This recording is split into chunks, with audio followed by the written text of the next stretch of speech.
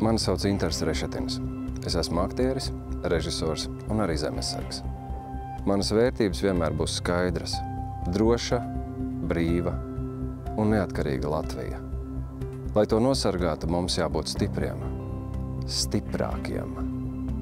Atceries, ka tavi nodokļi palīdz attīstīt jaunas kaujas spējas, pilnveidot militāro infrastruktūru un ieviest visaptverošu valsts aizsardzību.